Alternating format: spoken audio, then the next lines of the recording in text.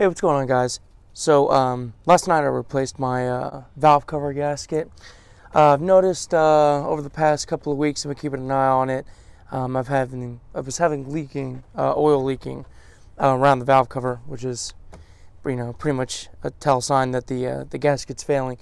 And when I pulled the valve cover off last night and I looked at the gasket, I'm blown away by how it didn't extremely fail. I mean, when I say a little bit of leaking, I'll pull the camera in and I'll show you. I mean, it's not anything major. I was checking my oil, wasn't losing a lot of oil, but this gasket was way beyond needing to be replaced. So this is the new valve cover gasket from my 2011 Dodge Caliber, and notice how the rubber, on this new one, see how it's all loosey-goosey. It's all supple and new. Here is the old gasket.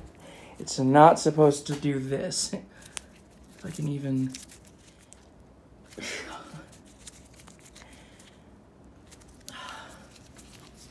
can't even get it to do it. God.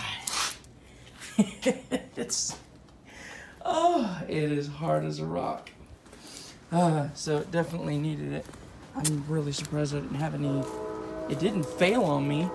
I just noticed a little bit of dripping back here on my exhaust manifold, and it wasn't a huge failure. But I'm shocked. But there it is. It's my beauty. And I'm curious why it's so brittle, because as far as I know, that only happens when the engine overheats. And I've been the original owner of this car, and it's never overheated on me. I bought it at about 30,000 miles, and it was a rental car. So, I mean, I guess I'm not the original owner, but, 30,000 miles, I don't believe the engine overheated, because if that gasket would have been like that, it would have failed. Anyways, I'm just rambling here. So pulled the valve cover gasket off and replaced it with a new one. And now I want to make sure that everything looks good. So I'm going to go through and I'm going to do a full engine detail, so that if there are any issues in the future, oil leaks or anything like that, the new oil leak is not being covered up by what I think is an old oil leak, right? So we're going to go brand new. So on this channel, I don't believe that I do have a video on engine detailing. So I thought, perfect, this would be a great opportunity to do this. So let me go ahead and show you how I do engine details, and how to do them the safe way, kind of what to look out for. So here we go. All right, so as far as tools go, it's really pretty simple. I've got an old disposable brush that I only really use on engines. I would never use an interior brush on engine. You can use your wheel brush on engine, because of the fact that the real sharp metals and things that you need to pay attention to are on the wheels, not really the engine. But I don't want to get anything like oil or whatever on a brush and then put it in the interior. But on the wheels, it doesn't matter. So if you've got a wheel brush or any kind of wheel tools, you can do that. Now, if you're doing your full car detail, and you've got your wheel bucket and you've got your two paint buckets, and you're wanting to do the engine detail while you do the whole car, use everything in your wheel bucket. You can do the engine first or last, however you want to do it. Just make sure that the engine is completely cold. Do not spray anything on a really hot engine that can cause you issues. Another thing that I would do is, if you're using a hose, only use what's necessary, right? So all you're doing is basically diluting the area so that when you apply product to it, it's not concentrated product. You're not trying to use the hose to actually clean the engine. It's not necessary. And things that you want to look out for is, of course, anything electricals, right? So if you've got exposed wires, maybe the harness is gone, or you don't want to douse your alternator, your spark plug packs, and your air filter. Those are your two things. So depending on what car you're working on, if it's like an older one and it's got the air filter on the top, covered up with a trash bag or something like that. Same thing if you've got an alternator that kind of sits up high. You know, maybe cover that up, or any kind of fuses or anything like that. Just pay attention to anything that might be an issue. And like I said, this is why I don't douse the engine. It's just really not necessary. So what I am going to do is I've got some cleaner here that I'm going to kind of throw around, right? And then I'm going to take some degreaser.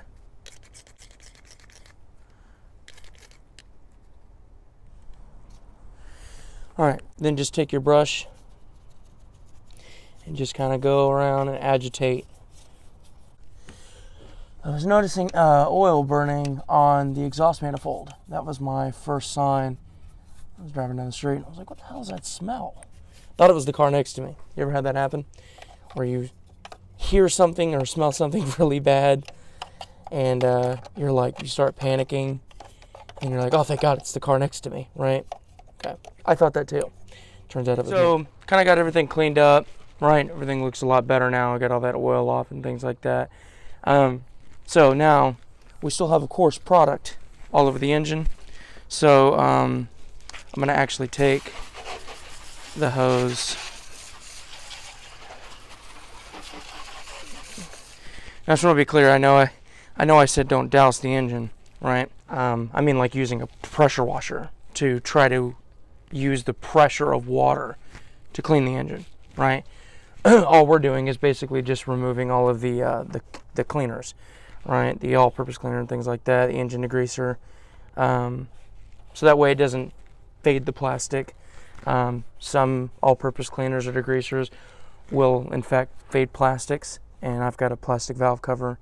The chemical I use, I haven't had any experience with it drying out plastic, but just as a safety in that, and if there's anything I missed, which I'm sure there is, go back and clean it up, and you're looking at everything. You're zoned in on what you're doing. Now, I did fail to mention about the towels.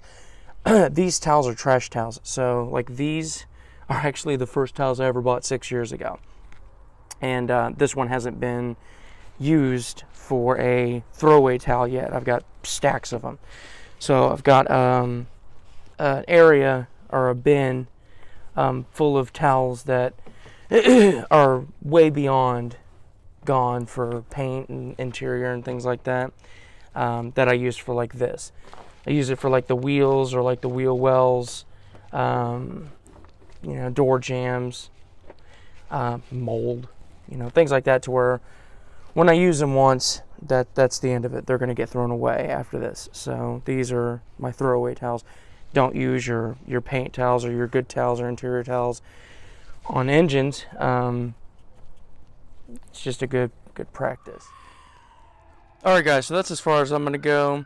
So you know the plastics look a lot cleaner. Obviously they had some oil spray, and I did have a when I had my oil pump fail, it was pushing hot air into the system, and my radiator cap actually blew up. And so there was still a little bit that I had missed when I just did a real quick touch up. But so you could see the blue. Let me see if I can't get in here. You can see the blue, right? So that's the new gasket. So again, I didn't give you a before, but you know this blockhead was covered in oil. So anyways, you can see the blue gasket all the way around, and it's clean, and the block is clean where the valve cover gasket meets. So if there are any issues in the future, which I don't foresee them to be, but I'll notice them, right? I always keep an eye on my engine. Now, as far as this goes, was this, you know, detail worthy? Is this what I would do for a client? Absolutely not. Couple things that you can do to push it to that next level if you're taking care of a client. If you have a steamer, great, use it. If you have an air compressor, great, use it. So you can use the steamer to basically steam everything in here. And I know that some guys are like, well, you know, won't the steamer do anything? It's hot. No. your engine gets way hotter than the steamer does. So you're perfectly fine to do a full detail. Again, just the same rules apply when you're rinsing the engine as the steamer does. Don't spray steamer directly on any electrical components like the alternator or the spark plug, power packs, or anything like that. Just be mindful, right? Don't do the battery. You know what I'm saying? Just be smart. Compressed air, that'll get all this leftover water that I may have missed with a towel. That'll clean it off.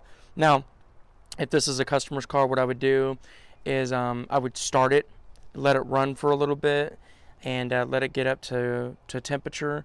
So that way, any water that's on the block or anywhere is dry. Last thing you want is a customer to jump right into a car, start it up, start driving down the road a little bit, the engine get a little warm, the block gets warm, and then they see steam. That's an issue for you, because no matter how much you say, oh, that's just water, they're going to have doubts, and they may not.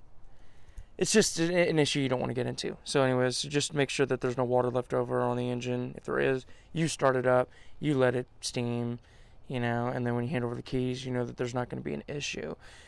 You can, again, take the same kind of tire cleaner that you use or tire hydrate, and you can touch up all these parts if they're real bad. Here's how you detail an engine. Kind of help you guys out a little bit. Let me know if you have any questions or whatever. Hit it up in the comments. And as always, I'll see you out in the field.